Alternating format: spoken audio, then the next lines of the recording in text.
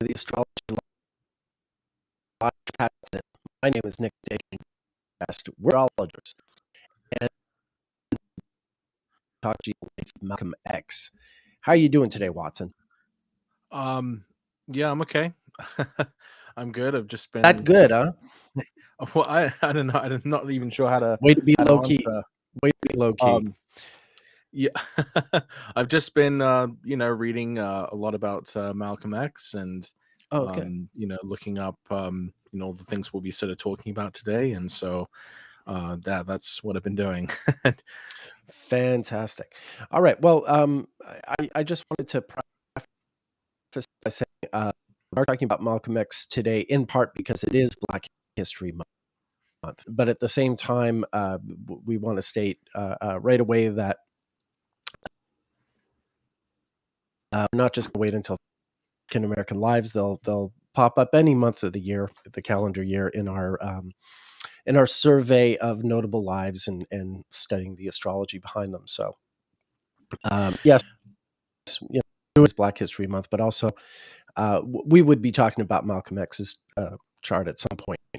And Also, a few live streams ago, we kind of did an informal survey of who people would like us to talk about, and Malcolm X was one of the options that kind of came up, and there was seemed to be Mhm. some agreement around that. So it's partly being aware of the time, but it's also responding to what everyone would like to hear about, and so um, you And know so here we um, are. and so here we are. This is yeah. All right. So without further ado, yeah, we've got a lot to talk about. It's an interesting chart. And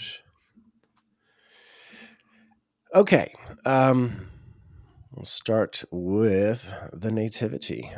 Um, so yeah, for a long time, I remember until we got a better view of the birth certificate. For a long time, there was an AM/PM sort of discrepancy with his chart, but I always thought that the Capricorn one was the accurate one, and that's turned out to be the case. Upon review in more recent years, time has been 25 p.m. to 10. This is based on a sort of a clear reading of the birth certificate. You can read the notes on Malcolm X's entry on the Astro Databank website if you want more information on that. Anyway, here we are.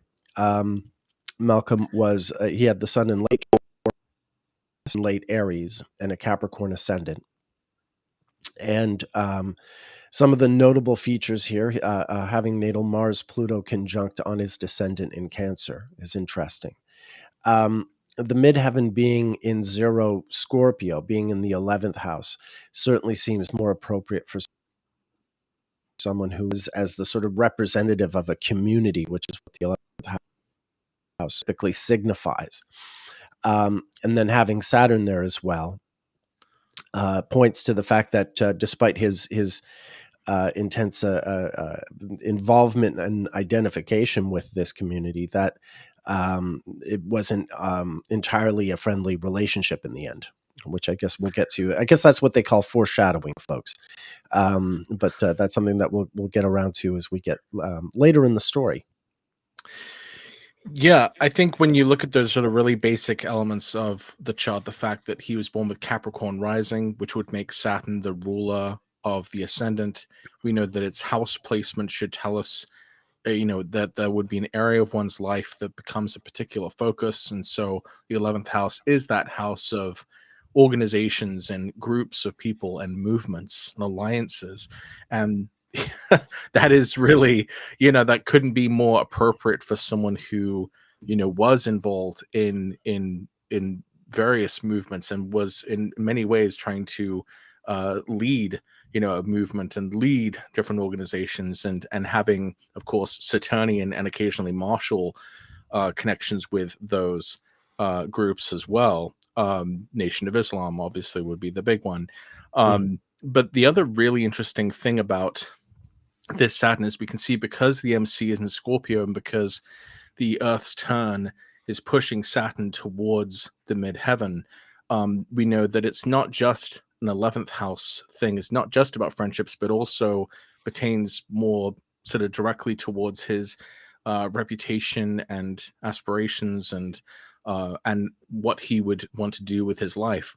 And another really interesting thing to think about is not just zodiacally, but also in terms of local space, because I realized that with the MC actually being in Scorpio rather than late Libra, this makes Saturn angular in the midheaven while Mars is setting on the descendant and while Mercury and the Moon are hanging out around here on the IC. So even Right. though zodiacally we would interpret this Mars Saturn connection as a trine, and as the Mars Mercury and Moon Mercury sextiles as sextiles, in local space, these actually will look like squares by right ascension, Right. because the degree of the IC is always 90 degrees from east and west. So the that's an interesting thing to think about, that there's actually, if you take into account the local space considerations, Mars and Saturn, this is kind of a squarey type of Mars Saturn trine. This isn't necessarily, a purely easy one, but in some ways a really important or pivotal type of one, a hard Mars Saturn trine, we might say. Yeah, no, that's a really excellent point. Thank you for that, Watson. Especially because when I think of other famous victims of gun violence, um, Right. John Kennedy, Martin Luther Jr., John Lennon, I believe Bobby Kennedy, to be Moon Mars aspects, but they're usually squares or trines. But you really have to wonder just how much things like this, pictures like this. In Malcolm's case, we do have an accurate birth time. So yeah, these trines and sextiles playing out as squares in right ascension give you this whole other picture, and one that really, to my mind, describes the man's struggle and his life a lot more clearly than Well, the potentially misleading sextiles and trines might. right, because it really highlights the degree to which, many tragic events, occurred in Malcolm X's life. I mean, from the murder of his father and of his uncles, and Mm, the incarceration of his mother, and then of course his own death and his own um, imprisonment and involvement with sort of criminal activities leading up to that. There was a lot of this is not an easy life, yep. right? Mars and Saturn are, being present on the malefics, on the angles that would really show that the presence of these more difficult sort of topics would be, much more on the surface Mhm. of his life. And so I think, yeah, that is such an interesting feature, that they're not just trines. They're like the Right. hard version of trines. Yeah, yeah, I get that. It's also interesting to me the way that the Saturn in the 11th house really points to circumstances that encompass his entire life. If you think about his childhood, his parents having been observers and involved in Marcus Garvey's movement. This was sort of a Black American sort of repatriate yourself to Africa kind of movement. It was quite radical, and it prefaced the Black radicalism of the 1960s by about 40 years. Mm, Interestingly enough, at one point, Garvey actually made an alliance with the Ku Klux Klan because they did legitimately have a common goal in mind, which was to have African Americans go back to Africa. So that's sort of the kind of extremes to which some people in that group do. But ultimately, indeed, like you suggested earlier, Malcolm's father was probably murdered. I mean, the police report, I think, would say it was a streetcar accident, but was right. probably murdered, probably because of involvement in the Garvey movement, which by 1931, by the time his father was killed, was really kind of a defeated movement insofar as its power in the United States had, quite a bit of power, say in the late 19 teens. Garvey had long since been uh, what's the word I'm looking for? Not exiled, but when they kick you out of a country, Right. he'd been expelled from the United States, and so that movement was largely over.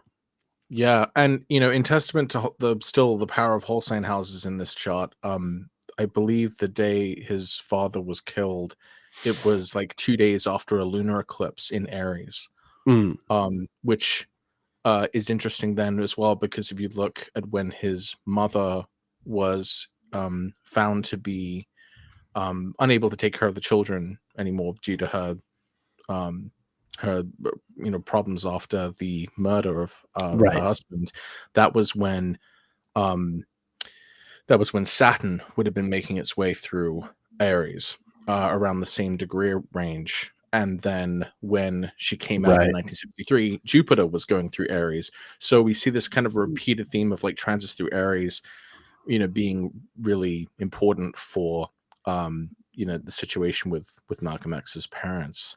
Um, Up in his whole sign fourth house, in his house of family. that's right. Yeah. And of course the other way this is important with with Uranus. I mean, Uranus was going through his fourth house as well, a little earlier in the sign when his house was set on fire. I Yes. mean, Yeah. talk about Uranus in fire sign going through the fourth. Yeah. Yeah. Sorry for jumping around a bit there. Yeah, this was about 2 years before his father killed, and Uranus was still in Aries when his father was killed in 1931. But yes, absolutely. I mean, at the age of 4 and a half, his own house burned down by local, white racists. Um, that's what a welcome into the world, right? I mean, imagine being that small and seeing something that intense happen, be forced in such a life and death kind of situation.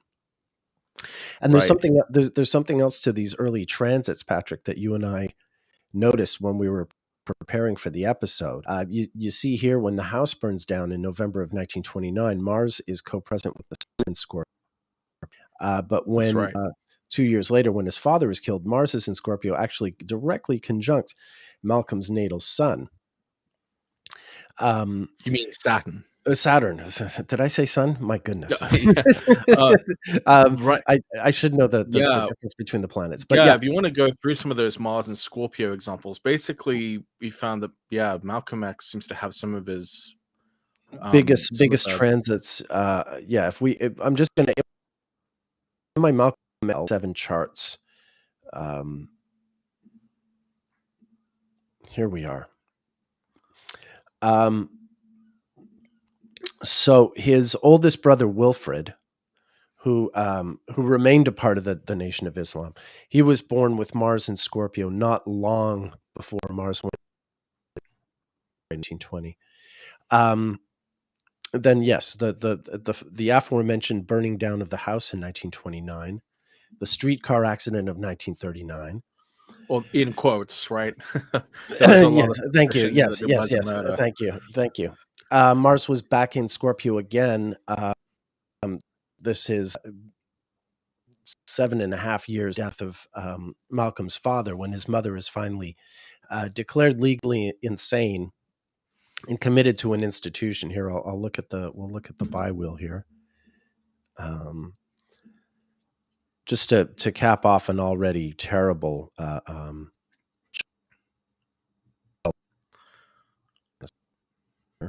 bear with me. Yeah, his their mother to an asylum, declared legally insane. So here's Mars back in Scorpio now with the node. So yeah, three of the just the absolute worst events of his childhood all occurred when Mars was in Scorpio. Malcolm and his siblings would be sent off to various foster homes, relative homes. I mean, there was a lot It that was they really, kind of you could scattered. say that was really like the end of the childhood in many ways. Yeah, Is like yeah, yeah. the losing their father, losing their mother, and then kind of trying to make sense of things for, and it took like 24 years or 25 years before they'd be able to free their mother. Yeah. You can see Saturn is in the fourth there, Mhm. so literally, like, not only were they losing their home, but they were losing their mother, and probably having to make sense of living in like new and probably awful like accommodations. Right. So you can really see that really clearly in the in the chart of Malcolm X. Yeah, yeah. And this actually has a big importance for the way we can look at his ZR as well, Yes. because Yeah, and show we it. can get to that maybe after that. Yeah, maybe we'll come back to that Okay. when we've gone through the whole story. Well, sure. Anyway, I also wanted to mention at this point when his mother is committed to an asylum, Malcolm is 13 years old, which means he's in a second house protection year. Lord Saturn down in the fourth, so it's got a real, uh, um, yeah, it's got a real sort of particular sting to it. Saturn is the contrary to Sec Malefic. Yeah, In yeah, history, he's the night chart, so Saturn is really. But as we'll see, Mars is also not terribly nice to him either. right. Excuse me.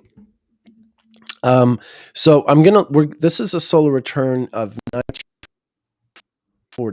Solar return that dates Malcolm's arrest in early 1946. By the time Malcolm has his next birthday, he's already going to be in prison.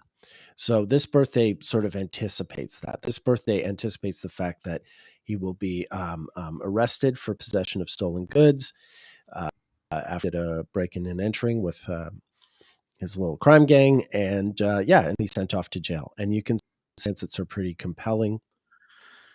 Yeah. Uh, If we right. look at the ruler of the year, it's Mercury, right? And Mercury natally is running into an opposition from Saturn. Yeah. And that's also a Mercury return for him, being age 20. Yeah. So Mercury is repeating that same geometry of the opposition to Saturn, which would, foreshadow the idea of him being confined. Mm-hmm. Yeah, and aside from that, Saturn on his Mars, the nodes on his Pluto. Yeah, it's a double node on the Pluto and Pluto on the nodes. It's a double whammy involving Pluto and lunar nodes. So yeah, that's that birthday, and then, like I said, early the next year, he's arrested for when he's retrieving stolen property. So look And at that. Both malefics there.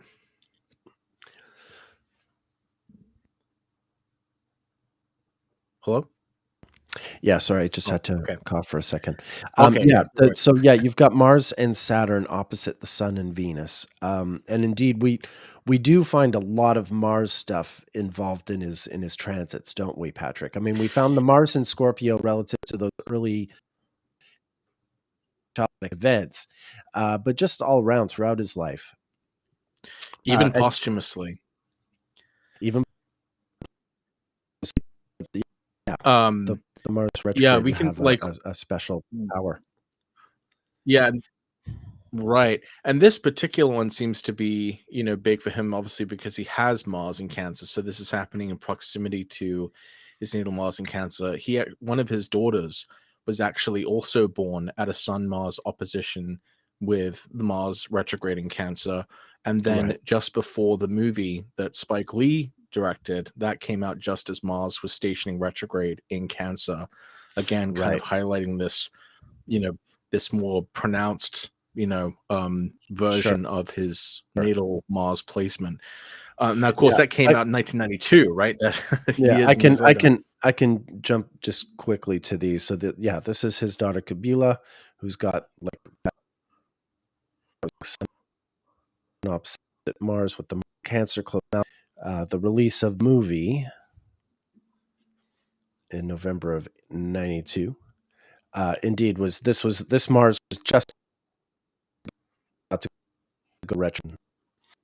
So the whole Soviet, I don't. You might be too young to remember, Patrick, but everyone was wearing X baseball hats. That was the in coordination with the release of the movie. Everyone had these Mhm. baseball hats, so there was a whole sort of zeitgeist Interesting. movement behind the yeah, movie I wasn't release. aware of that. Yeah, yeah. No, sure, it was a cultural moment, big time when this movie came out. Well, it's Denzel, like Denzel pointing out, Washington's yeah, um, huge role. yeah, yeah. Okay, well, anyway, coming back to the 1940s. Um,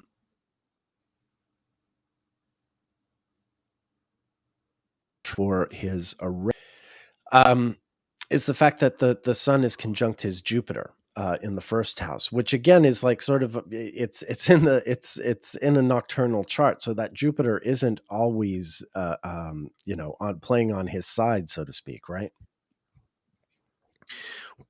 Well, there's a few different ways to look at that Jupiter. I would say the fact that the malefics are opposing his Jupiter is another way of seeing his, freedom being Yeah, curtailed. But the other thing that's kind of interesting with his Jupiter rising is, Jupiter's the ruler of his 12th and it's in his first. And so in Jupiter's in Capricorn, so it's like it only gives its gifts through Saturnian means.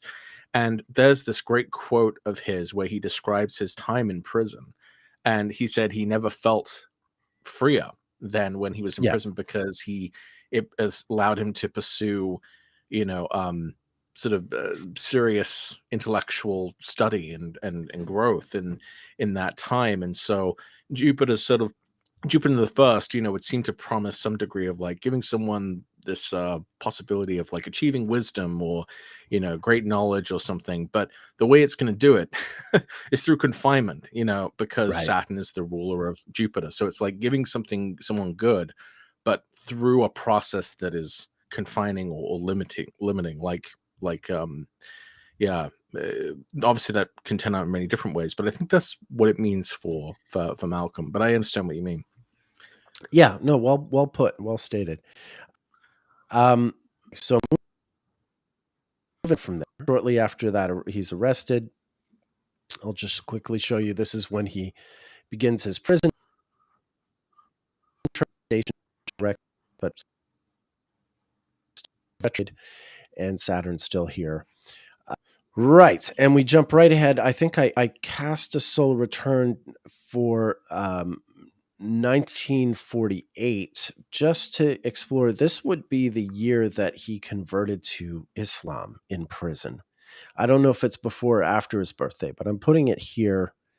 His birthday in 1948, just for a quick glimpse into the development of his spiritual life, and the most sort of important choice he makes over the course of his life, because certainly for him, this is a choice that's going to lead him. Everything that follows is followed by this one. Let's put it that way. It's as defining as all that.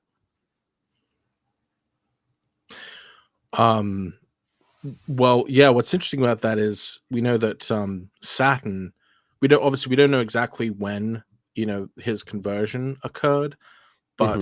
but uh, there's some evidence that it would have been at some point in 1948, and which is interesting just because we know that Saturn would be moving into Virgo. Saturn does enter Virgo in 1948. That's right. Yeah. And so that would begin a 2.5 year long presence of Saturn in the ninth house, which would be him taking religion seriously, Yeah. Um, didn't he also have an interesting nickname entering prison with Um, regard to his perspective on Christianity? Wasn't it called uh, Satan? well, because he has reddish hair. Oh, Forgotten I about that. I thought it was Hair. because he was critical of Christianity. Oh well, maybe. I know, like, because the nickname I know of is he was called Detroit Red, because he had sort of reddish hair, Right. and he came from Michigan, and then Red Fox, no, New York Red or whatever. I think they lived in Boston, but Red Fox was from New York. Something to that they worked together in restaurants or nightclubs, I think, in the 40s, as he describes in his autobiography. So that's Mhm. the nickname I'm aware of. I'd forgotten the Satan thing.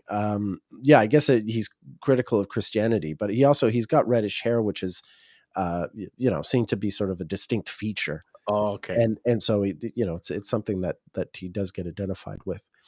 Um, okay, The yeah, other good thing that point. strikes me is, wouldn't this also be age 23? 3.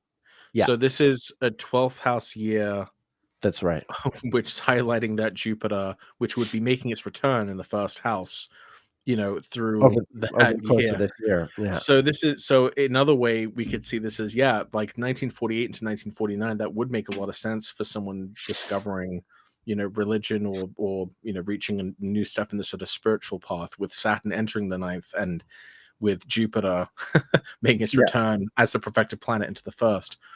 B. Yeah. Havens was asking if they're wondering if we have any differences of opinion on Jupiter in the first in Capricorn. We had just talked about that maybe just before you got on. What did you say about it, Nick?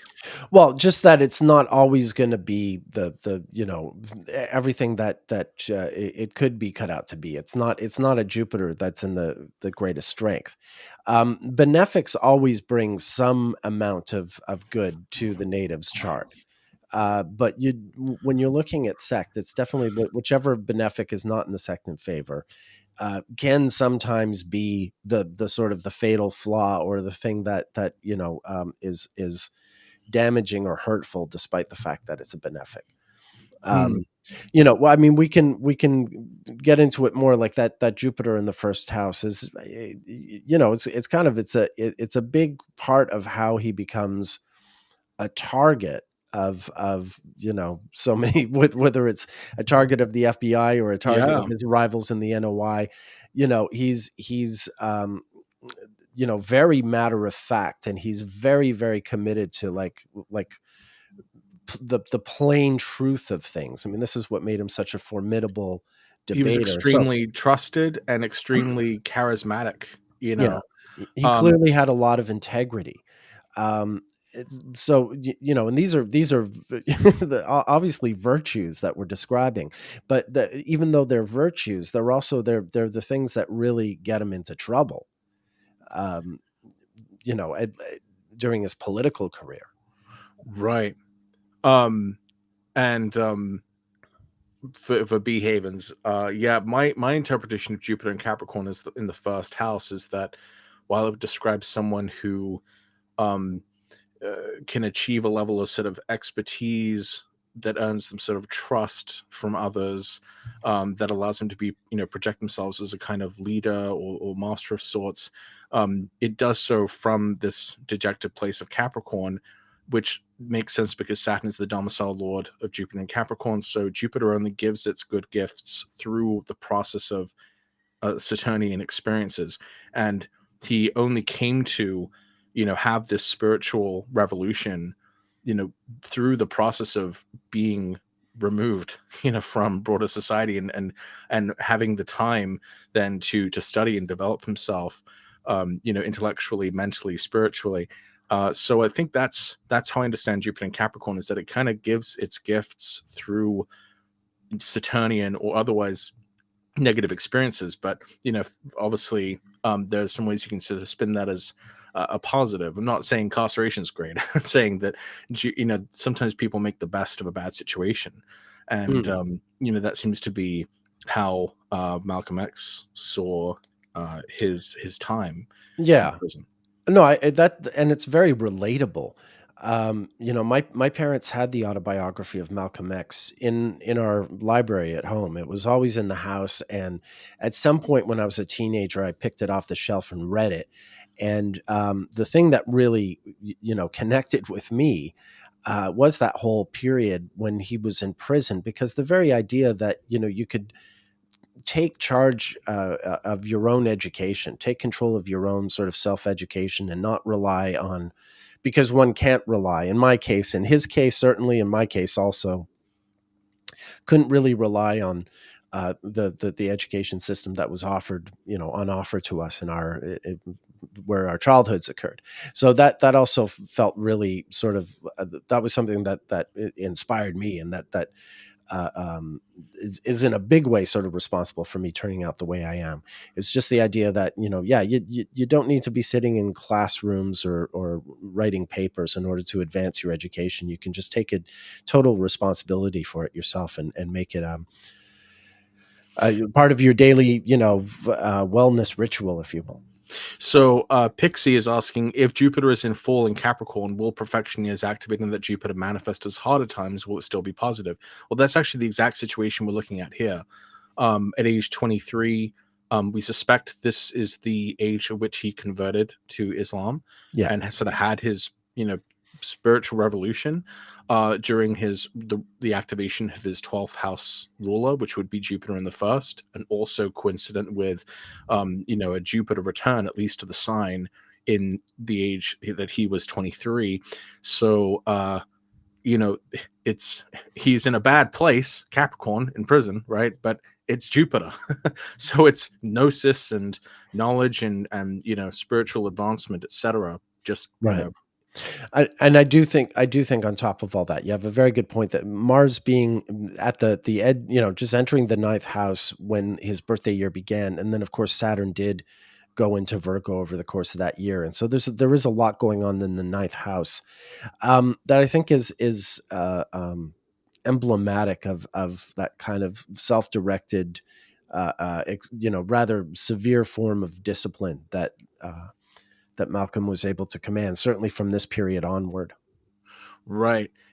It also reminds me that he was skeptical at first. It wasn't like immediate. Saturn is the Sure. process of doubt, or Yeah. subtraction, and Yeah. so this isn't something that he sort of came to easily. He sort of he wrote about how he struggled with bending his knee towards Mecca, and so he it was not an easy process, but is something that yeah, was just um Right.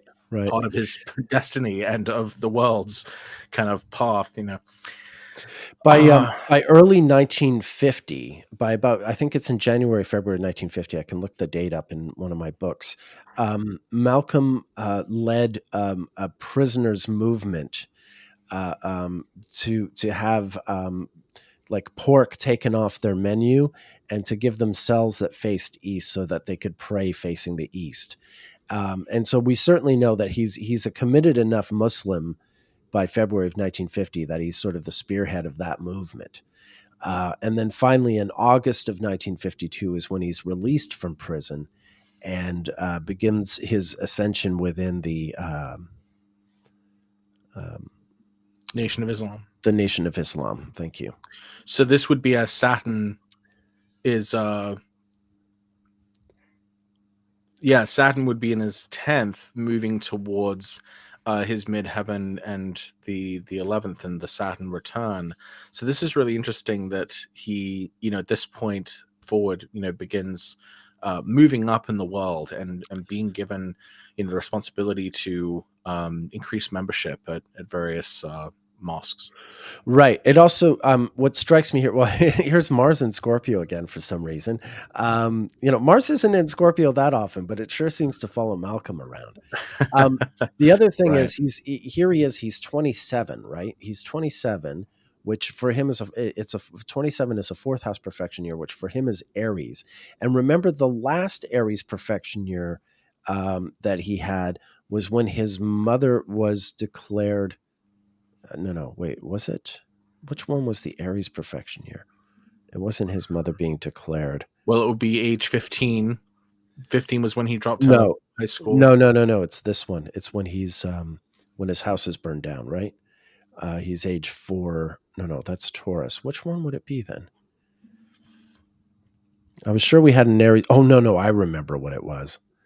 Okay, it was when his mother was declared legally insane. He was in an Aquarius perfection year, but because Saturn was here, so it's not quite the Okay, same thing. gotcha. But it's this. I stand corrected, but it's an exact Saturn opposition to where when his mother was declared. So when his mother was committed, Saturn is right down here in an Aquarius perfection year, so it's the Lord of the year. And then now Gotcha. he's in an Aries perfection year, and Saturn is directly opposite. That's what was catching my eye in this situation. I see. Right. Yeah. That's interesting too that the Saturn Neptune conjunction of 1953 would have happened in the 10th house. Yeah. It's a pretty major.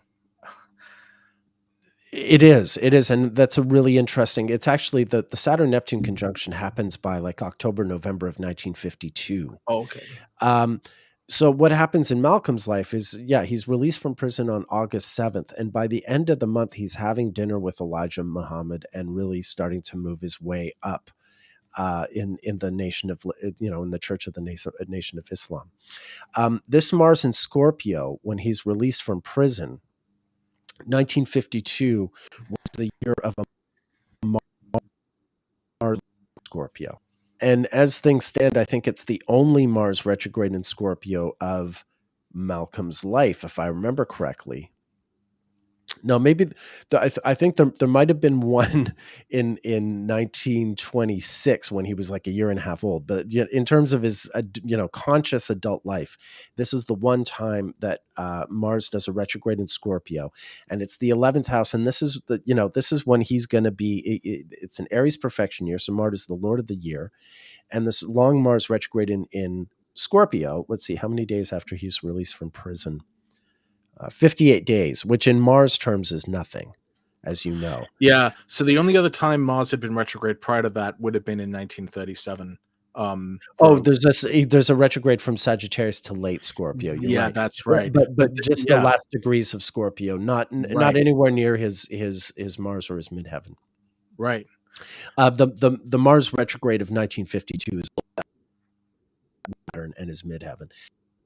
And by the time he's released, still here, but it's moved on. But the whole retrograde had it going right around here. The direct station was Yeah. at 1 Scorpio.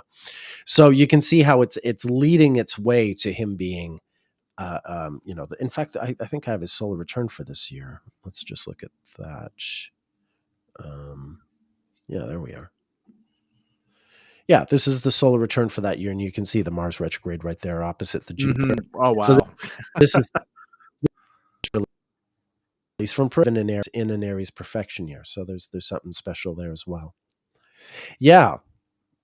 So there you go. This is you can see, I think in that this is that one rare Mars retrograde, like not including the 1937 one, which was around here, but this is the one time in his life that there's going to be Mars retrograde around here. Had he lived another 2 years, he would have lived through the Mars retrograde of 1967, which started at 0 Scorpio and wandered into Libra. But alas, he didn't live to see that day. This one in 1952, yeah, it's that one solar return he's going to have that's going to have Mars retrograde on his midheaven, and sure enough, that's when he joins the. I mean, he's been a member of the Nation of Islam, since 1948, since converting. But now that he's out of prison, he can be like a real sort of participating member of that community. Yeah, it's interesting too that he went to prison under a solar return where Mercury, the ruler of the year, was opposed by, it was basically acting with that Mercury opposite to his Saturn, and we can see Mercury again is kind of in proximity to his natal Mercury again, but this time it's with Jupiter, Right. and opposite Mars. So it's sort of a more liberating type of Mercury experience. Although, how old was he at this point? He is turning 27. 27, so 24, 25, 26, 27. Okay, I see. Yeah, that does highlight that Mars retrograde pretty tightly. Exactly. Wow. Pretty amazing. Amazing. Okay.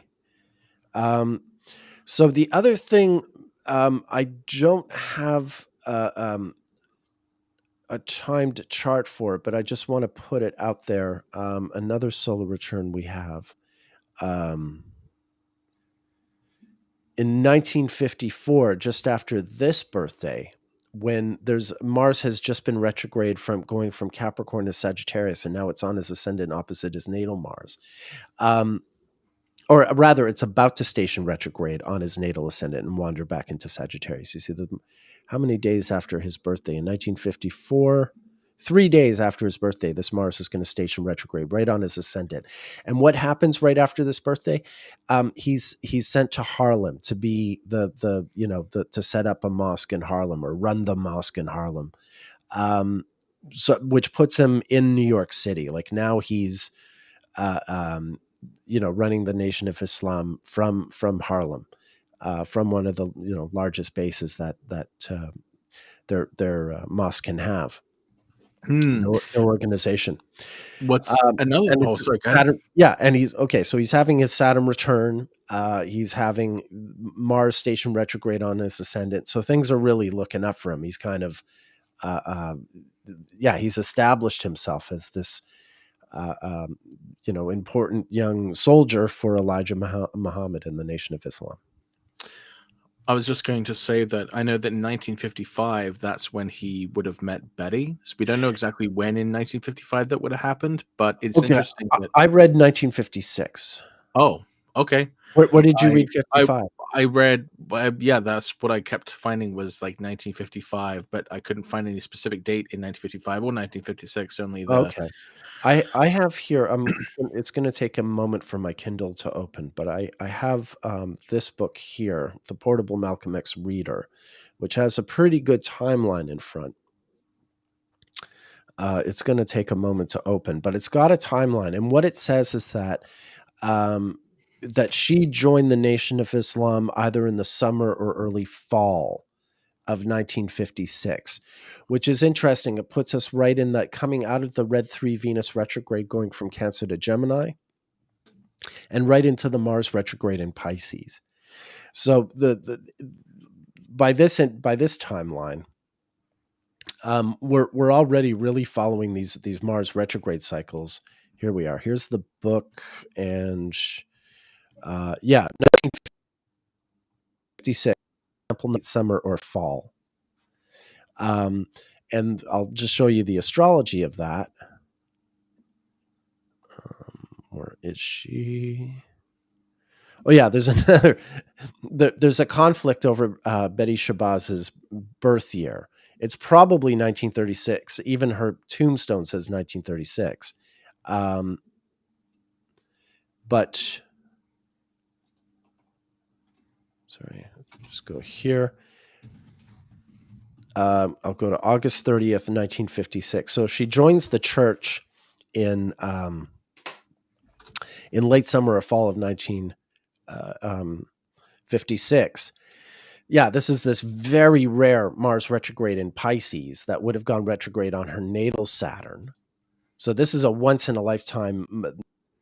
Mars Pisces in the 20th century occurred in like 1909. It went from Aries to Pisces, and then 1956 you had this retrograde in Pisces, and then it didn't happen again until 2003. So it's like it's really, really Mhm. rare. It almost never happens. I guess the reason why, well, I mean, yeah, various sources online say 1955, and I thought what was interesting about that is you do get a Jupiter Uranus conjunction in Cancer, which would be Malcolm X's seventh house of marriage and partnership. Okay. So I just assumed, because you can see in that solar return that like Venus is conjunct Jupiter in the sign of the perfection and literally just about to enter the seventh house. So I just figured, oh, well, that would make sense for maybe early 1955 if that's when they happened to have met Okay. and when they would have begun courting. But yeah, some of these things don't have precise dates. Yeah. Either way. So Yeah. it would Yeah. be. I know that she joined officially after they had met, but so that wouldn't necessarily. Her joining the Nation of Islam in 1956 wouldn't necessarily mean they would have to have That's a good met point. in 1956. But That's a good point. Okay. yeah, and I would be partial to 1936 for For her Betty chart, yes. Shabazz's. Yeah, Yeah. because Yeah. her sun is on his Venus, and And her hers Venus and is on his is on sun. his son. Yeah, yeah. I know. That kind of synastry is just Yeah, yeah.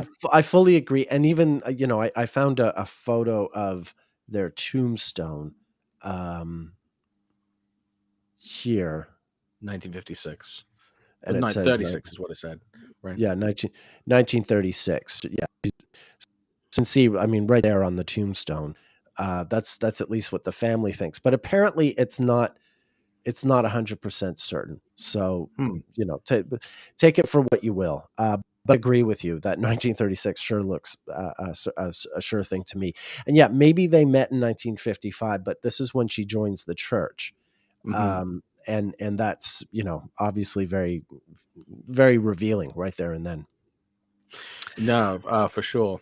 Because they eventually do get married at a Mars Saturn conjunction, which is Right. Let's go right to that. Their wedding is during the next, joined the church not long after Venus had been retrograde, and then she joins at the next Venus retrograde in Aquarius. And this is an interesting one. It was this same Venus retrograde 8 years earlier that coincided with when Malcolm was a prisoner, and he led this movement to get pork taken out of the menu and to have them have cells facing east. That same Venus retrograde, 8 years later, he gets married during that retrograde. He won't live to see the repeating Venus retrograde. In testament to how quickly all this, just a testament to how quickly all this, like a star that rises in some, it makes it Right. not The yeah. between him married and so pointed out there's a Mars Saturn conjunction in the wedding chart. And as we saw, we think Mars went retrograde conjunct her Saturn around the time that she was joining the nation.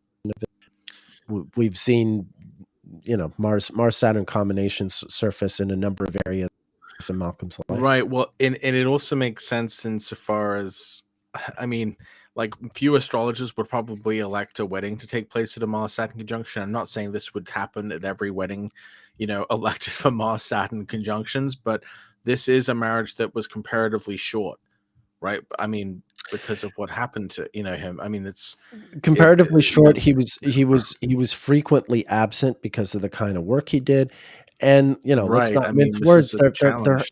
A week before he was assassinated, their house was blown up. Just like his house had been set on fire when he was a Right. little kid, his house was blown up Yeah. when he and his family were sleeping there.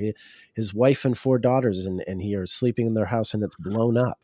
Like marrying this guy was always going to mean that her life was going to be more right. dangerous and difficult, and Exactly. I mean, if nothing else, the astrology is always going to be descriptive. You can sort of make your claims that a marriage is worthwhile or not worthwhile because of this or that struggle. But no matter what sort of verdict one chooses to arrive at, the sort of the plain speaking of the astrology chart where is descriptive. It's if nothing else, telling us, giving us some idea of what their lives are going to be like.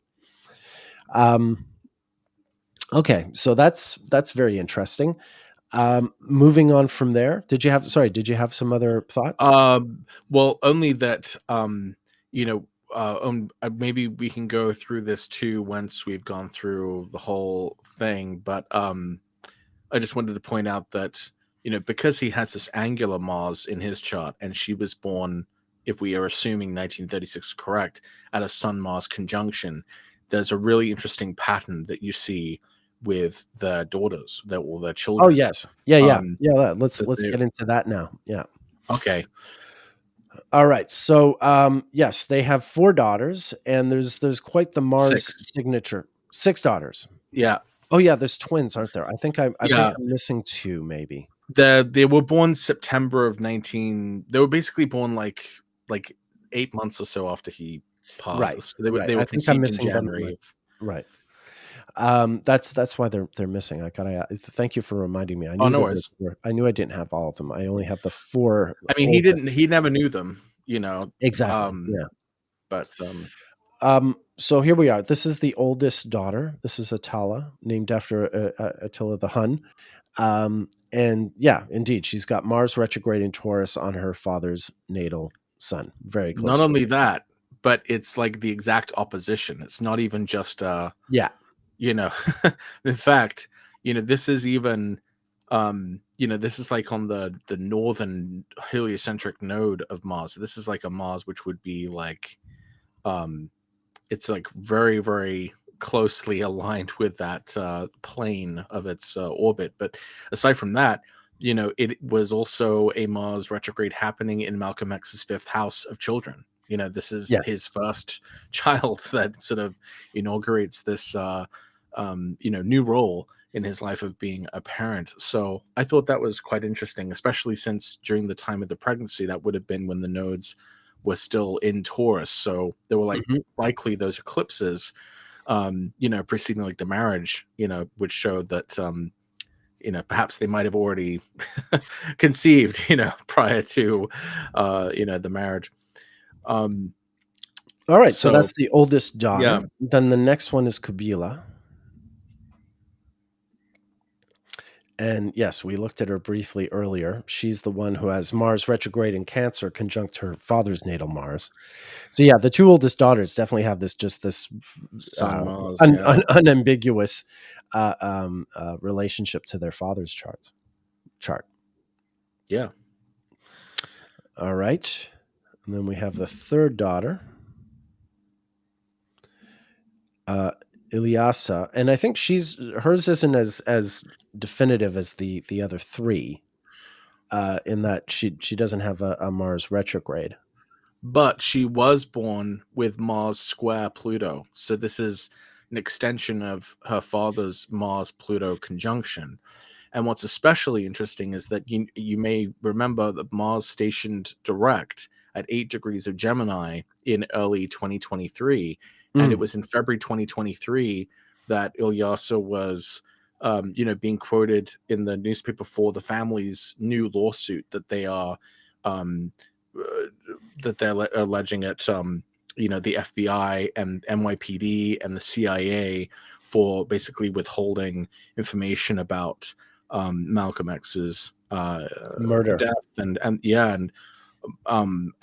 their potential role in, the potential complicity in that. Obviously, the speculation surrounding that has been ongoing for a very long time, but it was just a very, very interesting that, Mars retrograde, activating Ilyasa's natal Mars, which is configured in such a way that does have this reminiscence to, Malcolm X's own Mars Pluto conjunction, is like again bringing up very literally, the story of this, of what that family has been going through. And you might be wondering, what's the significance of the fact that Mars is so active in all these charts? And it's like, well, because their lives have, I would imagine that there's been a big, shadow, over their lives, Yes. is but they Yeah. live, with the, trying to sort of uphold or keep the legacy alive, of, this, just kind of iconic figure, Mm. who was their father. And Interesting also that Ilyasa has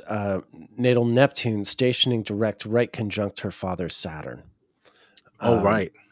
so yeah, just in terms of things coming to light, she's born under the Neptune Saturn square, so the conjunction of 2025 should be very interesting. Mm, I that's expect true. that to be a time when there's going to be disclosure of the kind that the family is see, records coming Hmm. out of the CIA or other covert things that are finally coming to light. So Well yeah, spotted. you can see her in the middle of all that. Okay, and then finally, like I said, of the four kids that I have birthdays for, then I have Gamila, who was born not long before he was murdered. And so yeah, he was murdered when Mars was retrograde in Virgo, and she's born just a little bit before it goes retrograde in Virgo, with that triple conjunction there. So you can see, this is like that particular Mars retrograde in Virgo was always going to be extremely important for Malcolm X and anyone else who was born with Mars conjunct Pluto, because it's not just Mars conjunct Pluto, it was Mars with Uranus and Mars retrograde conjunct Pluto. So not only, is his fourth daughter born with this conjunction, but based on the birth dates of the twins, they had to have been conceived in January, like Right. 1 month after, the birth of the fourth child. So those children, the two twins who never got to see their father, they, were conceived under the same alignment of, Mars retrograde with Pluto. um it's Right. really quite, this Mars theme, as you can see, is just, very, impressive. Yeah. Yeah. I'm sorry for anyone Okay. who's having problems with sound. Who's um who's having problems with sound? Are they? Uh, CA Productions on YouTube just said there was a problem with the sound. I see a few other comments about issues with the sound. May just be sort of an ongoing issue with, the internet connection you're working with Oh, there. I reset my computer and everything. I'm only gonna be in Vancouver for another few weeks, and then I'm gonna be in Cape Town and broadcasting from there. So hopefully the signal will be better then. Not too bad. No, it's been on and off here and there. Have you Behaven noticed? says, yeah. I mean, it's been manageable. It's just now and then that you cut out a bit. That's what Behaven says. Okay. Well, I do apologize that I've done everything I can with this apartment, but obviously Mm. I'm gonna have to Also, in reference to a completely change it. different point, Stephanie King says it was 1956 that Sanders met Malcolm X at a Nation of Islam lecture in Harlem. So that's a little more specific, I Okay. guess. Okay. Um, uh, Okay. so let's carry on. We have this amazing thread, with the natal charts of the X family, the Shabazz family, that they were all born under these Mars retrograde periods, all these Sun Mars oppositions, even as well as Mars Pluto alignments, and this makes sense for a family which has had to live in the shadow of this legacy, of this iconic figure, and fighting for the truth and justice, really, ultimately, for what happened, this the assassination. Yeah. So it's interesting that Mars, would be this kind of overriding or underlying theme for that family. There we Um are. Okay. All so right. where were we? So, okay, well, um we've looked at the marriage. Now we're getting into the sort of the weeds of Malcolm's political career, his activism, and okay. Um, I thought I would just show this quickly. Um, this is kind of an early right. infamous event when a member of the Nation of Islam named Hinton Johnson, I think someone else was being arrested by the NYPD, and Hinton Johnson intervened on that person's behalf, and then he in turn had the police turn on him and beat him very badly. So Malcolm, being the local Nation of Islam, the coordinator of the local mosque in Harlem, um, sort of assembled members of his congregation, and they amassed outside the police station where Hinton Johnson was being held, and they just made a nonviolent but very unignorable, Unambiguous, unambiguous and unignorable statement right. on his behalf, on Johnson's behalf, and it really is the beginning of Malcolm becoming this. Becoming the Malcolm X that we know. It's kind of like the parting shot in terms of him, or the first shot rather, from him as an activist, as a visible public figure. Well, and check out that Neptune. I Yeah, mean, yeah. right on the MC. This is really interesting because it sort of reminds me of, so there are other figures where we sort of see this happen, where Neptune may like reach an angle, and like that's when they kind of get this sort of almost, I don't want to say this, I don't want to sound like pejorative or something, but like glamorized, like Hmm. with like there's kind of a version of them that emerges that it may or may not be, entirely factual. It's this kind of realm of like myth almost. And I think like you kind of get that impression with he was kind of at this like charismatic height. um Hmm. in fact, one of the police officers, after he dispersed the crowd, with a wave of his hand, said, Right. Says no man no should have one, that much power. yeah, no man Yeah. should have that much power. And I thought that was just so interesting with like Neptune on his midheaven at that moment, like having Hmm. this, really emerging as this person of great interest. And I think the FBI were like already like tracking him by this Oh yeah, point. yeah. They had already interviewed him. Again, going back to this book. Um, there's a thing where um, where is it? Did it happen later? I know that they. This is the Johnson event.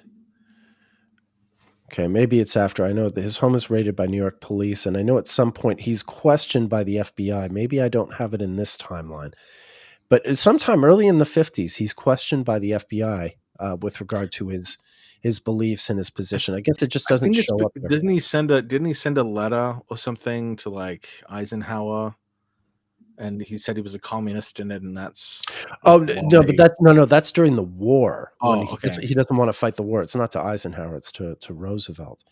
Oh, Let's see here. It might have been. Um, yeah, there's the thing. Sorry, what was I looking for again? I think we were looking for the Oh, the beginning of FBI. the The FBI, FBI. like sort of surveilling him, tracking him. Right. Um, I guess that's okay. another manifestation potentially of like Saturn, around the Oh, here we midheaven are. is In oh, 19 oh, I knew I had something here. Malcolm arrived in Harlem in June 1954, just weeks after the Watershed Board, Brown v. Board of Education, Supreme Court Justice. But somewhere in this quote here, it says, yeah, up here in 1953, FBI agents personally questioned Malcolm about his failure to register for the Selective Service. And I then, see. okay, so that's what happened. Right. Okay. I knew there was something about like an early questioning from the FBI. I Okay. see. I see. Yeah. Yeah. Okay. So moving on from here, he marries Betty. Then he goes on his first international trip in 1959. And this happens just after there was a TV interview with Mike Wallace calling The Hate That Hate Produced. And Malcolm becomes something of a national figure because he's on this sort of, it's a precursor to like 60 Minutes. Mike Wallace was a reporter who was on 60 Minutes, and so he's featured on this program. So again, he's becoming a bit more of a media figure. With Um, Neptune on the midheaven, Saturn with on the ascendant. right, right. Right. And it's almost like the heat is so much, like he's getting so much attention that Elijah Muhammad arranges for Malcolm to go on his first international trip, and he travels to various locations. I know he definitely goes to Saudi Arabia, although I don't think he goes on the Hajj. He doesn't go on the Hajj until 1964. I don't know all Right. the It doesn't. details of that, Yeah. but he does make a visit to Saudi Arabia and some other places. Of course, this is with he's very influenced by the Bandung Conference, the sort of the movement of third world countries as they call themselves at the time, to mobilize outside of the sphere of the U.S. Soviet axis of Cold War axis. And it's a very sort of internationalist movement. It's connected to a lot of the African nations that are at this time breaking away from their British, French, or Portuguese colonizers. So yeah, it's a hell of a time for him to be traveling around. Of course, 1959 is the Cuban Revolution is happening, and that's going to be important down Right. the road as well. That's Uh, true. What about the fact that this is someone who has never been outside the country before, but after Pluto enters their ninth, they finally do, and it's right. not just to go on holiday. Right. Yeah. you Actually, know, that's a great point. you know, Because it's the Pluto, the Saturn, and his Mercury, and he really, you're absolutely. That's a great point. He is becoming this international figure. I mean, this is the curious time about this period going into the 60s, is people of African descent all over the world, if they're from the Caribbean, if they're from the United States, or certainly, all the people in Africa, there's this really sort of collective consciousness, like that, despite no matter where they're from, that they've got the exact same problem. the Um, diaspora. yeah, so there's this real sort of coming together of these movements. Patrice Lumumba is still alive and hopeful at this point. He'll be murdered by a CIA-backed coup in early 1961, actually, just as Kennedy takes office. Before life. So yeah, like things things in 1959 still look kind of hopeful on this front. The nothing but hope in front of it at this point. Mm-hmm. And he's witnessing that. And yeah, you're absolutely right. He's becoming, despite being, a distinctly American figure, he's becoming this international figure. Well, and it's so interesting too how this is like that Saturn, Neptune, Pluto like sextile train. Right. It's lining directly with his angles. In the Yeah. early degrees of those signs. So he's like kind of interfacing with Mm-hmm. that sort of major outer planetary or major planetary kind of lineup there. Yeah. Yeah. Well put. Well put. All right. So from there, 2 years later, we see him. Fidel Castro is in New York City to speak at the United Nations. So is Khrushchev, for that matter. But Castro can't get a hotel anywhere in Midtown Manhattan. So he winds up staying at the famous Hotel Teresa up in Harlem, where he's welcomed. And there's this, sort of very festive, revolutionary atmosphere surrounding the Hotel Teresa. And Malcolm goes to meet him. And it's a very sort of simpatico interaction. Che Guevara isn't in this particular meeting, but he'll also have a very famous speech to the United Nations a few years later. But yeah, this is Castro and Malcolm just connecting in terms of being two revolutionaries. At this time, feeling like they're fighting for the same things. Before long, that will also kind of go sour, but not between Malcolm and Fidel. So this is one of those signature moments. We have some. It's an eclipse as well. Oh yeah, good point. Good point. This is the same period. Khrushchev famously banged his shoe. During a United Nations meeting. That's happening around this week. It's the same period. The Cold War is really intense. The U-2 plane has just been found the previous May. Kennedy is still 2 weeks or 6 weeks away from being elected. So it's still technically an Eisenhower, administration, but a lame duck one. So yeah. So this would be when Betty is pregnant with the child that would be born at the Mars retrograde conjunction with his natal Mars, right? Yeah. Yeah. Yeah, because we see Mars is just about to station retrograde in Cancer later that year. Right. Right. Yeah. Kubila is born, I believe, in December of 1960. Okay, now moving on from there. I mean, I have charts of like some of his debates and things like that, but let's get to some of the other sort of dramatic events. Ronald Stokes is a Nation of Islam secretary in Los Angeles, and he's killed during a police raid. And this gets pretty ugly, obviously, by this point. This is April of 1962.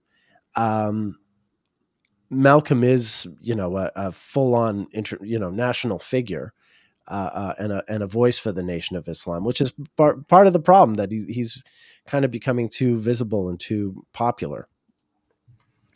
But yeah, this is, he's seen to give some of his more notable speeches centered around this shooting, this police raid. This is another Saturn Neptune kind of event here. Yeah, very much. Kind of a rough recurrence of his natal Saturn Neptune.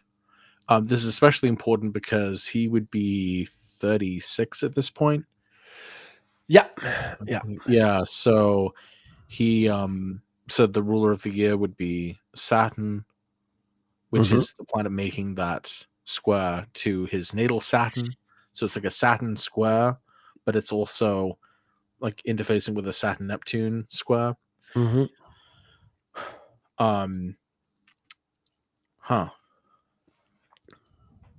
right. So we know it's kind of the outgrowth from his Saturn return. This is that sort of turning point. Yeah.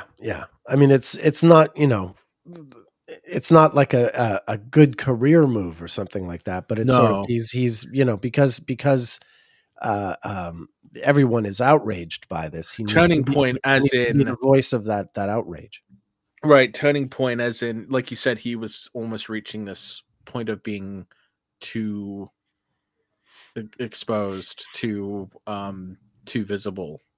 Yeah, to be seen in too much of a leadership role when he's really supposed to be, a lieutenant, a faithful lieutenant of Elijah Muhammad. Right. Elijah supposed to be the voice of the Nation of Islam. So yeah, it's the complaint that gradually sort of takes over for him.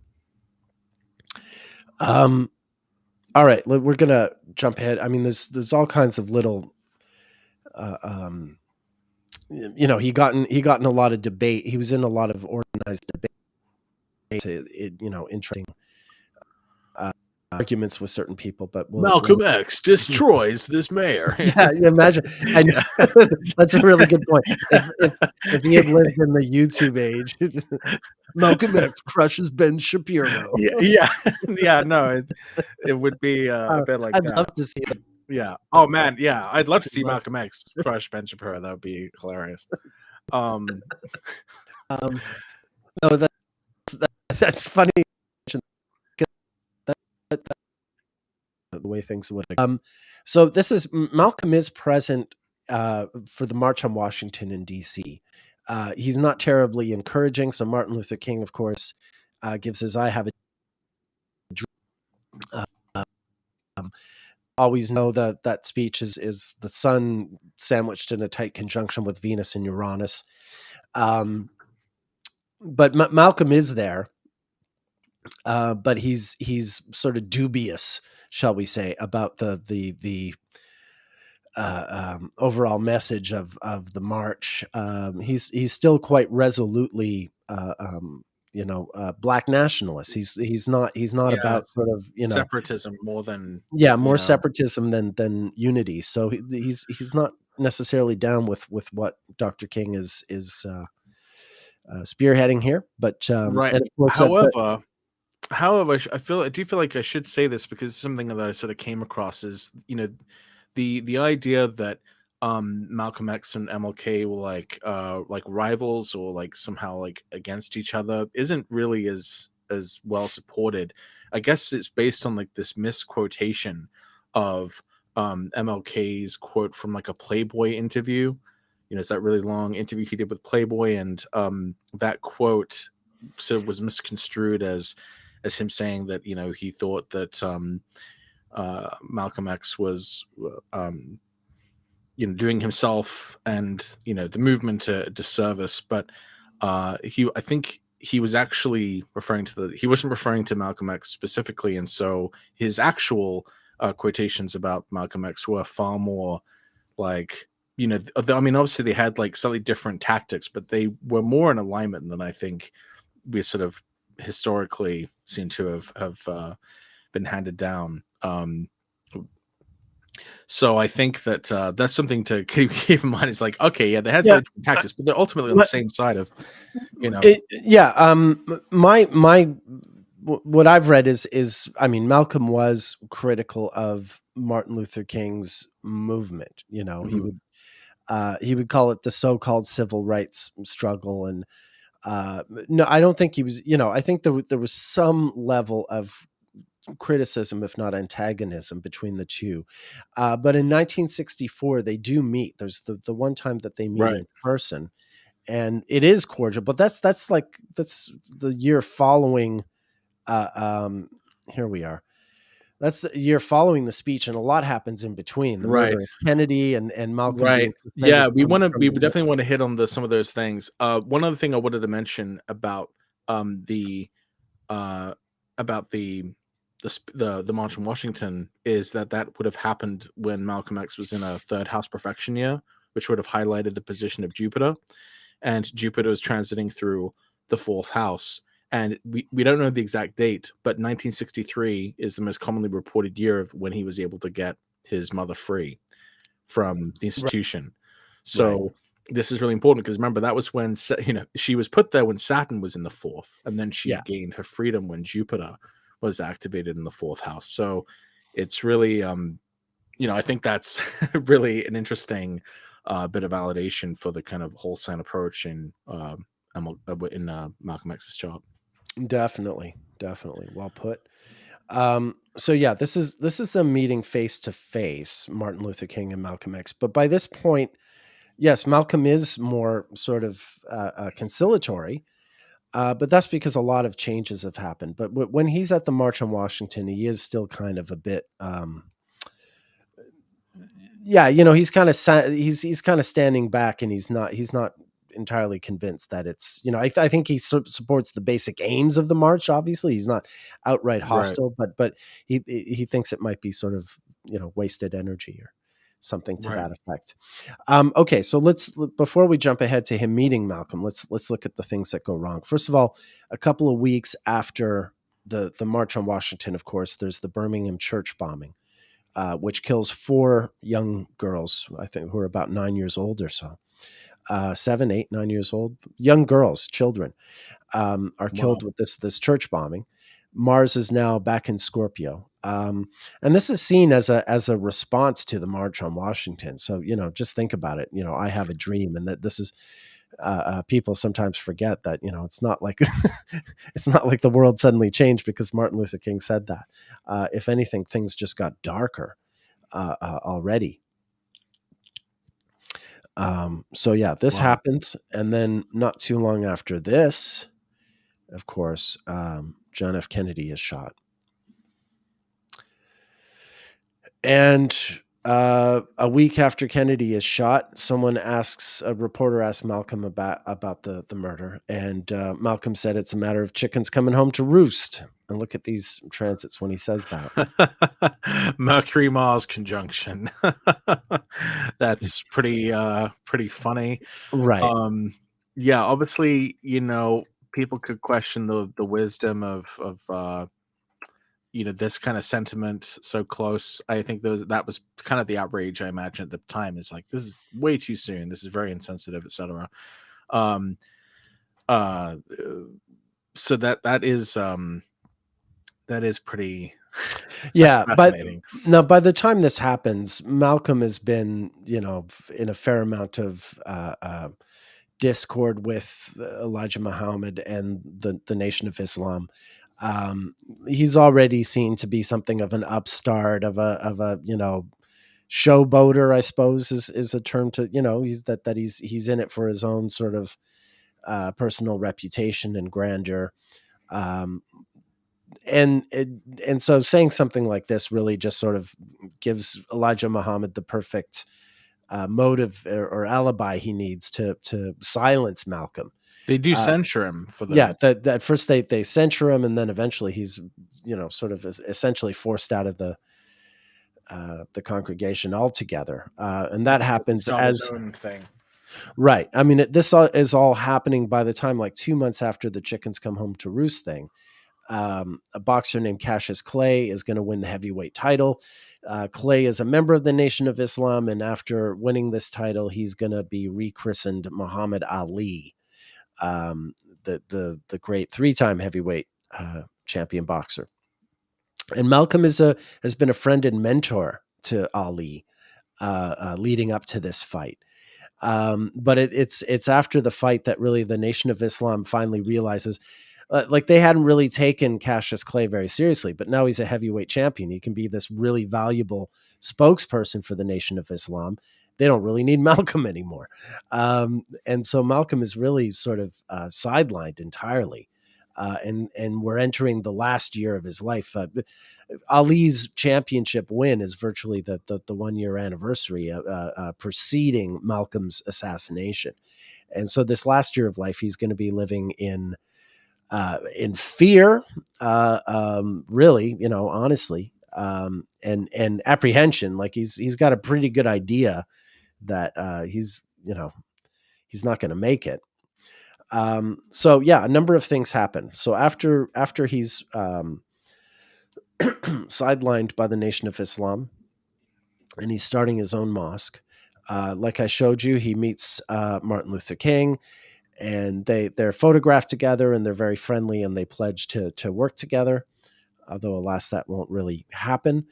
Not long after that, Malcolm goes to to Africa and Arabia, Saudi Arabia, a couple of times in 1964.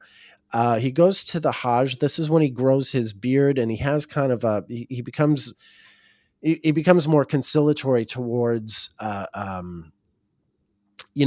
a more sort of big tent movement, like working potentially with white allies and fighting racism. Well, it's important Um, to note the reason that happens, right, is because he he sees. he sees white Muslims in Saudi Arabia. Mind you, he had seen them in 1959.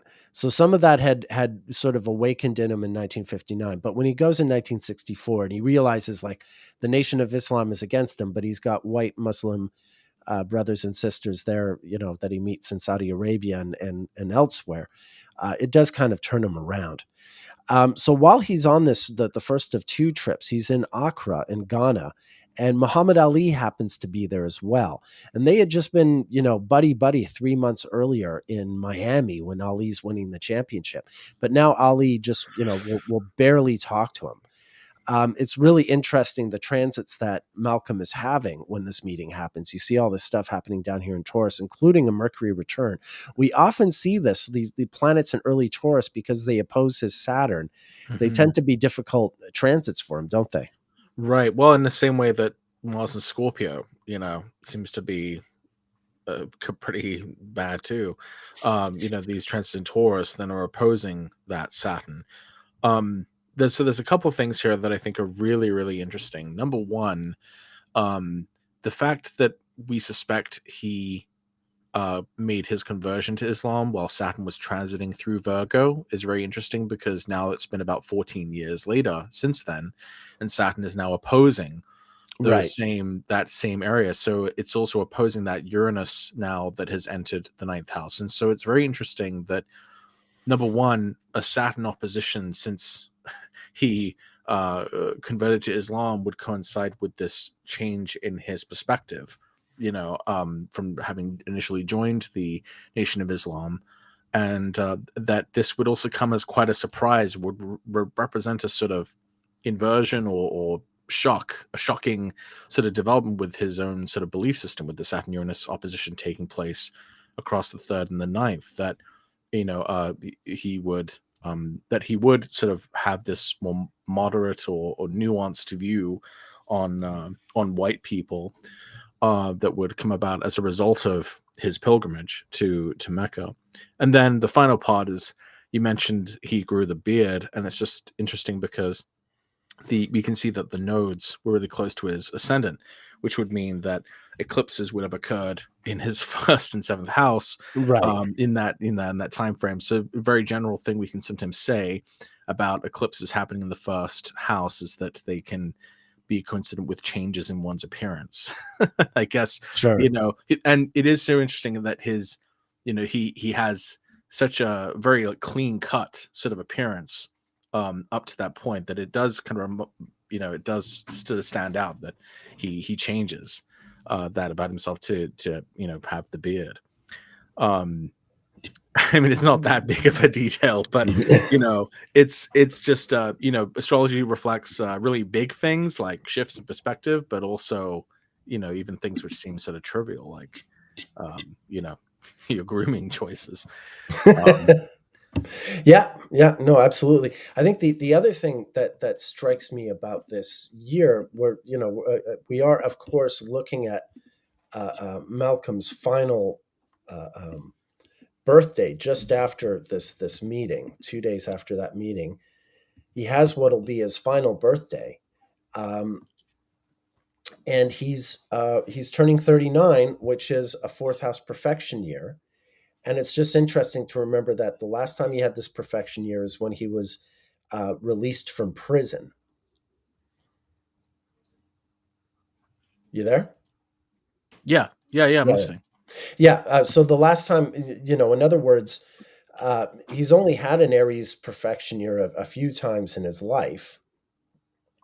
But they include when he's released from prison and what's going to be the last year of his life. And that makes Mars the Lord of the Year. Here it is opposite his Saturn when he's being snubbed by Muhammad Ali. And yeah, of course, it's And going to for his be, final solar return, yeah, that's yeah, not good with Saturn ruling the first house of right. life, vitality, the body, etc. Yeah. So moving right along, later in 1964, in between his two trips abroad, he's assaulted by two men in East Elmhurst, New York. This is a Mars Pluto square when this happens. Wow. Yeah. Um, then he leaves for Cairo. This might actually be the one when he goes on the actual Hajj that we're talking about. Um, so just not long after he was assaulted. Um, then yeah, there's a great clip of him on YouTube speaking at Oxford in December of 1964. The same, just I think a day after his fourth child is born. Hmm. And you can see Mercury in the first house now, and this Mars getting ready to go retrograde in Virgo. And then finally, we get to the last month of his life. This is just like what, a week or so before his assassination. I guess it is a week before his assassination, and his house is firebombed. So there's this Mars retrograde that we've been talking about, And it's a uh, fourth house year. and it's a fourth house year exactly. So his house, it's in the middle of the night. It's at 2:46 a.m. at his home in Queens, East Elmhurst. And thankfully no one's hurt, but I mean it's got to be crazy. Imagine your wife and four little kids, and a bomb goes Right. off in your house. Like, just what, you know WTF. Right. And then finally, just a week after the house is firebombed, he's murdered at the Audubon, I believe. Audubon Auditorium. It's to hearing jazz concerts were played there as well. So you read about it in different facets of Harlem history. But yeah, that's where he's assassinated, and he's murdered by gunmen who much later are identified as being members, I think, of the Newark chapter of the Nation of Islam. But I mean, these are details that really have only surfaced in the last few years, aren't they? Well, you can see that Neptune, the planet of mystery, is in Malcolm X's eighth house, and yeah, the exact, well, the truth, surrounding his assassination has been um something that has been an ongoing sort of point of interest and controversy and discussion and investigation, even up to the current day. So it's yeah,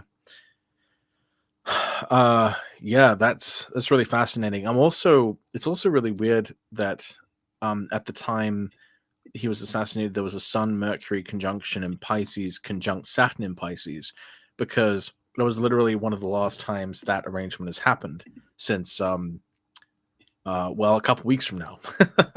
And what is interesting about that is that literally this month, it just came out. There's this show called Genius MLK/X, which I guess is another sort of dramatized series, I guess, looking at the lives of these two men. So it's just interesting that this period is going to be like revisited.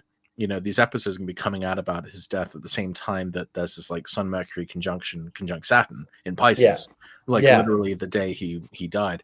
So it's a very uh that's another kind of weird element of um his yeah. No, for sure, for sure. assassination I was transits. I was thinking about that. I mean, the one that's happening in a few weeks is going to be really tight. It's like a triple Kazemi, basically, Right. which is not what this is, but it does remind us of that. Yeah. It's Did you interesting. say there was something involving his brothers? Well, there is. I mean, in the conspiracy involving his murders, I mean, his brothers remained with the Nation of Islam. There's a special on Netflix about his murder. I think it must still be on there. I watched it 4 years ago, so I don't remember all the details. But essentially, yes, in some fashion, some of his own siblings are considered accomplices, or at least silent accomplices in his murder. You know, so that's something to take in. I mean, that's how severe that's how bad that Saturn in the ninth house is. That in your own community, your reputation can be so poisoned that your own siblings might come after you. So yeah, the fact that Oh, triple the third. conjunction Yeah. is in his third house, Right. yeah, Um, and of course, in general, I think what is so remarkable about this particular time frame is, given that he has a Mars Pluto conjunction, this is literally the one time in his life where Mars retrograde would be happening in proximity to Pluto. So it yeah, really tells you that, you know, any even the most just objectively speaking, the most sort of remarkable recurrence of that combination in his chart, is always going to happen at the beginning of 1965, and that's when right. this happened, and that was when his wife was left with 4 children and pregnant with 2 more, and her husband's just been killed. Like, I mean, it's like bad times for um people with that sort of combination. Right, and he's killed right in front of his family. They're sitting right there in the seats at the auditorium. It all happens right in front of him. Also Wow. in some form of danger as well. Right. I mean, thankfully, nothing happens to them as such, but it's obviously an act of vengeance, and it's a Right. very, very dangerous circumstance. I just can't imagine sort of being there and seeing it all unfold that way. Um, so another interesting thing with Mars retrograde in Virgo is we know that another time when Mars would go retrograde in Virgo would be 32 years later, which would be 1997, Right. and that was when Betty passed away. Yeah, she was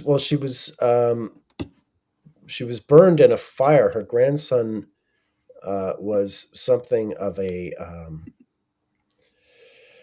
think he was a troubled young man, and set his grandmother's place on fire, and she was badly burned and then died later that month. But yeah, you can see this Mars is just coming out of this retrograde in Virgo when the house fire happens.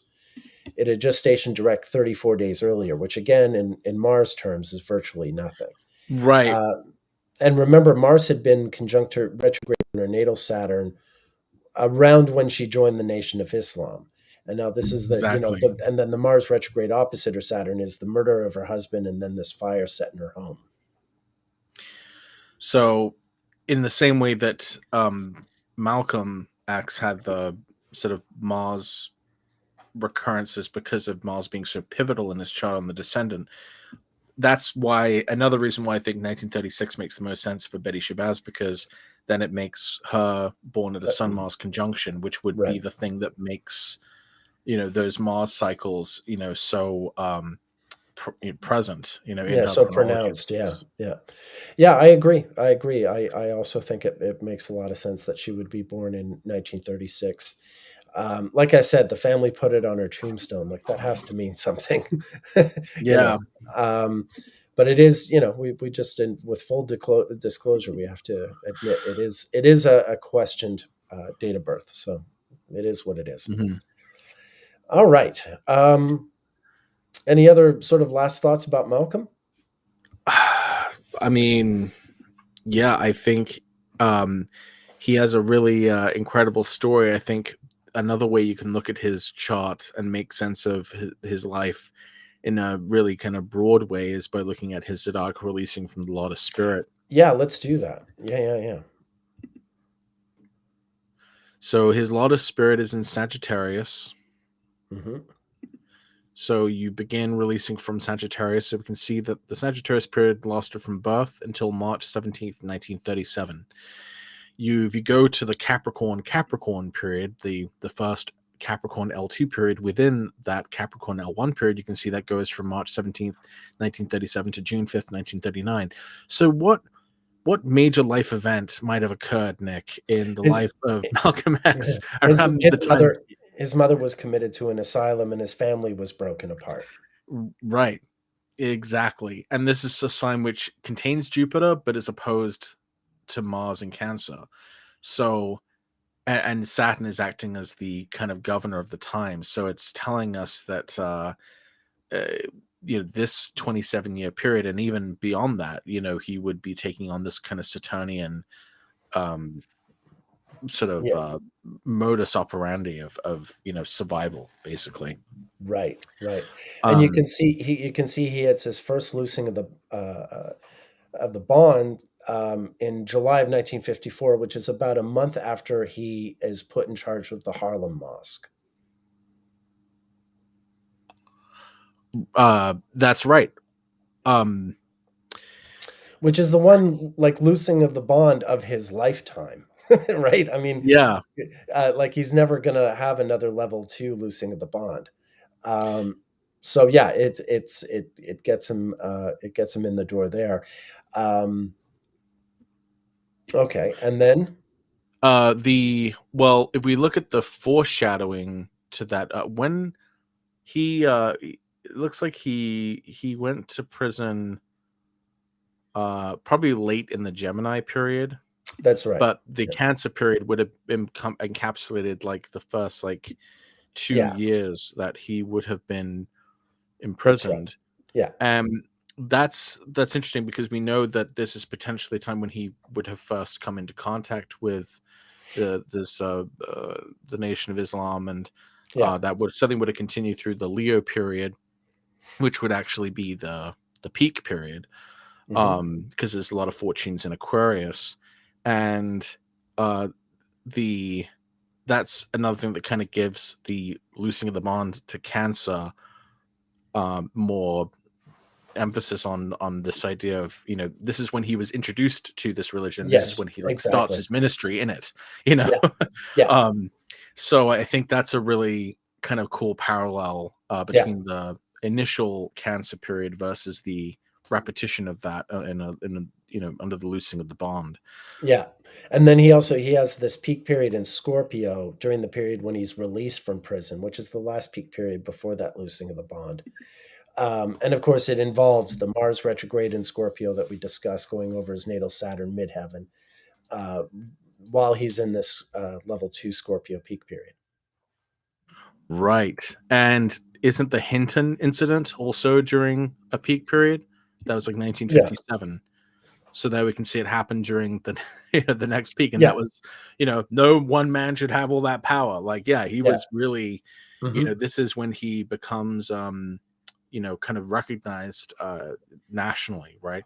Yeah, So those peak periods are definitely working for him, sort of yeah. elevating his status, even though it's happening under, you know, um, not because of like great wonderful things, but because of like terrible things that, he is coming in to try to, you know, provide a solution for or fix. Hmm. Um, and then, And then we get to the Aquarius period, which is just the last year and a bit of his life. But what a peak!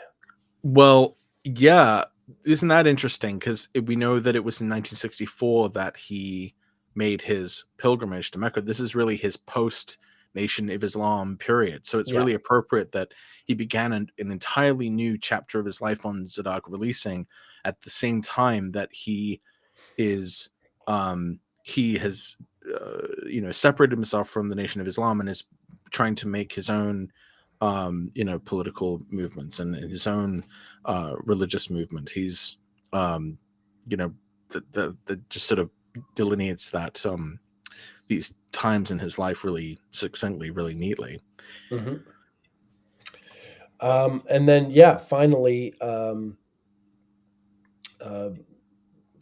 he's in this last period of his life, and it holds right until the movie comes out. Like the month that the Malcolm X movie comes out is when he finally leaves or he's in the last his Aquarius spirit releasing the fortune. And what's especially interesting about that is the, I guess, the path for that movie being made just took as long as it did. I think the producer Like he acquired the rights to the autobiography, but it Hmm. just took 25 years or so for it to actually get around to being made. And so that's just interesting that that's kind of when that period comes to a conclusion, is in that same time frame. Um, Definitely. It's Alex Haley, his co-author of the autobiography. Look at that synastry. Um, Alex Haley is a reporter. Of course, later he would write Roots, the TV drama about slavery. But he was the interviewer, the Playboy interviewer who interviewed Malcolm X and then worked with him on the autobiography. And look at that synastry. wow. Yeah, you got the Yeah. sun on Malcolm's Neptune, and then the Venus, Mars, Pluto stuff going on there, Wow. Um, and even yeah, the that's the moon opposite Malcolm's sun. yeah, that's yeah, it's fascinating. Um, so yeah, I mean that's about all I have to say on Malcolm X's chart. But yeah, what a life, and what a journey. Yeah, he um I mean, yeah, how that's what else can you say? Yeah, yeah. It's really something else. He didn't live to be very long. I mean, that's the thing that strikes me. I mean, when I was a teenager reading his book, when you're 13, 14, that someone in his 30s seems really old. But it's the thing that gets me today. He died at 39. Dr. King died at 39. Um, you know, the Kennedys were both in their 40s, their early 40s. It's really really young to go. Yeah, no, when I hear that, when I hear of like, MLK and Malcolm X dying that young, and I think of like, Mozart dying that young, it really makes me wonder, like, wow, at 36, I'm really not ready. I've no accomplished nowhere near, what I was like supposed to. You can definitely feel a little inadequate next to these people. Yeah, Um, yeah. It's a life well lived, and yeah, so much adversity, and but he was able to really make something of it, and it's terrible. It's terrible that he was taken in that way. right. Okay. Yeah, there's some comments to contend with. Malcolm makes it easy to spot Islamophobes as they blame the biggest Muslim community and ignore the CIA, FBI, and the Quislings. I don't know. I've never heard that term before. It's like Um, a collaborator. A oh, quisling is someone who collaborates with the enemy. It's a big look. it's complicated, right? Yeah, it's complicated. Um, Never any shortage of blame for the CIA, that's for sure, the FBI. But there Right, definitely were members of the Nation of Islam who were involved in his murder, and that's not a controversial statement anymore. CA Productions asks, "Have you done Mandela?" I'd love to talk about Mandela. There's some really interesting Venus synodic cycle stuff to discuss with regard to his life. We don't have a time chart for him, so doing a whole episode like this on Mandela might be a little tricky because we're limited. We can't look at his zodiacal releasing or anything like that. But maybe someday in an episode about Venus retrogrades, I'd love to cover Mandela because there certainly is a lot to cover there. Um, any thoughts there, Patrick? I'm just reading the comments. Um,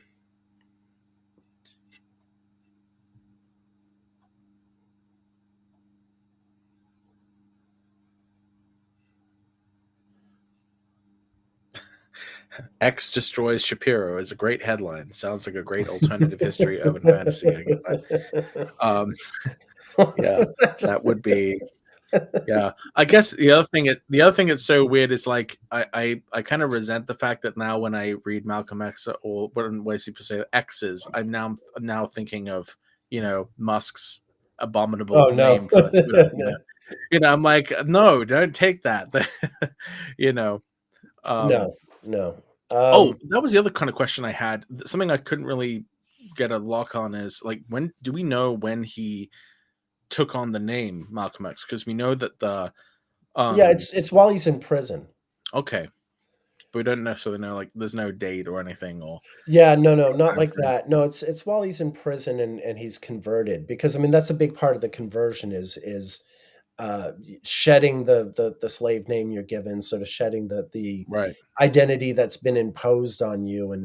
and the X sort of emphasizing the precise sort of robbery of a national heritage, of a Right. a Yeah. past No, from people, it to makes a lot of sense. yeah, I guess what I'm thinking of is, I would like, when people change their name, I would think that that would be like a big event in maybe your first house or for your ascendant ruler, because sure, sure, it's changing your brand, what yeah. you how you refer to yourself and how you know 'em.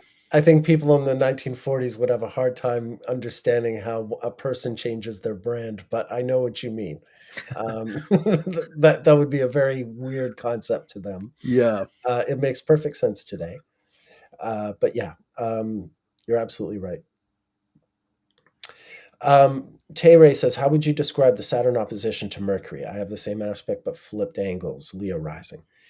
Um, Mercury opposite Saturn. I mean, it's very critical, and it's the ability to speak very very sort of plainly and directly. I think Miles Davis was also someone, I believe, who had Mercury opposite Saturn. These are also people who can choose their words very carefully, who can say a lot with very little. In Malcolm's case, I think it was just his. He was just an untouchable debater. I mean, he would have been great in the YouTube age. He always had the right angle, the right strategy, the right arguments, just in every way. He's a huge influence on anyone who wants to, get into political debating. Um, Now I don't know how much I imagine this comes from the autobiography, but I know, like, in the Spike Jones film, Spike um, Lee, Pardon me, not Spike Jones. Spike. What? I know who Spike Jones is. Spike Lee, of course. being Um, Malcolm X. there's You go into a portal and you become Malcolm X.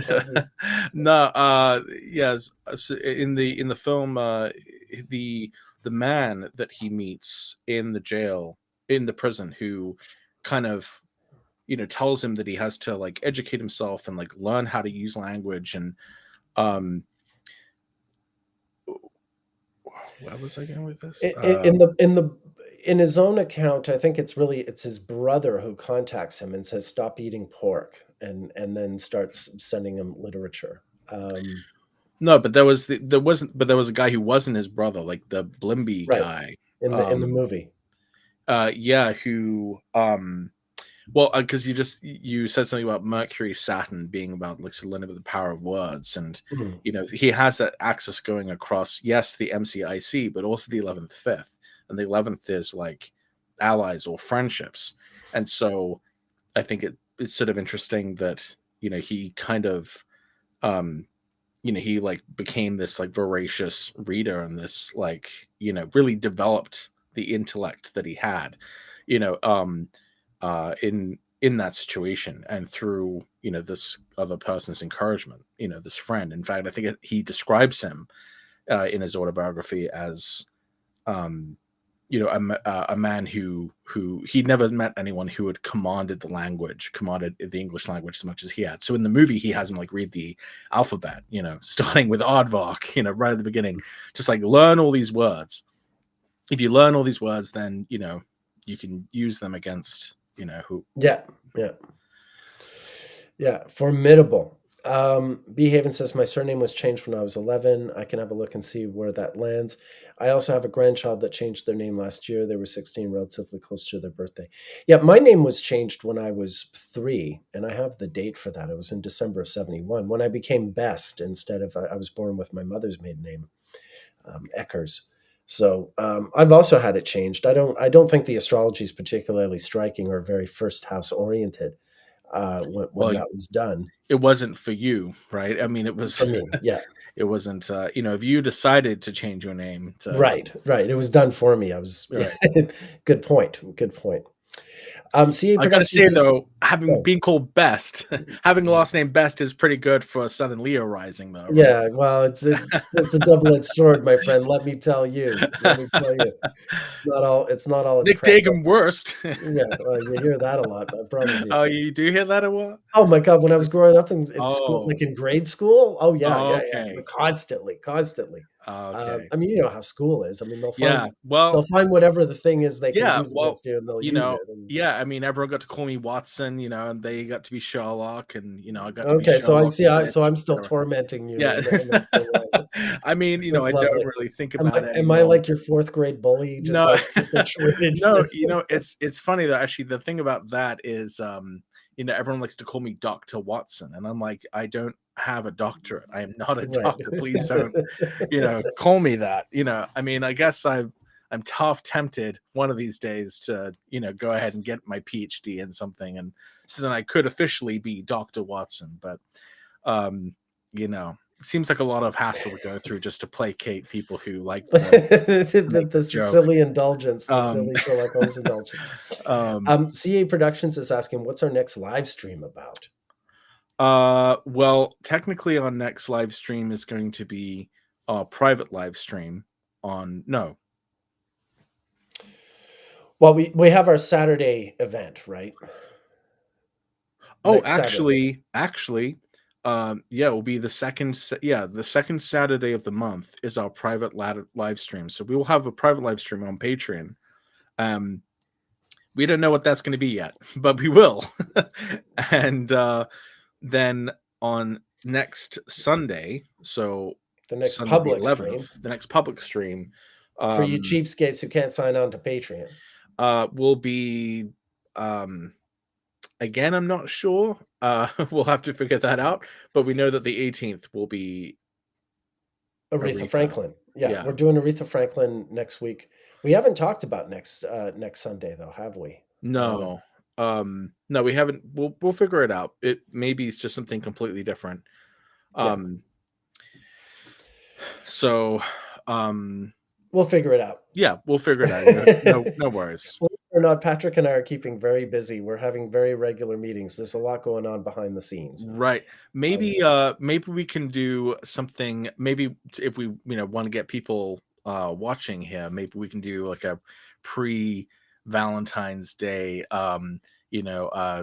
transits of falling in love. Like basically, maybe showing some really, really good, well timed examples of like how, you know, these things happen. Maybe like a Venus Mars Aganza. How about that?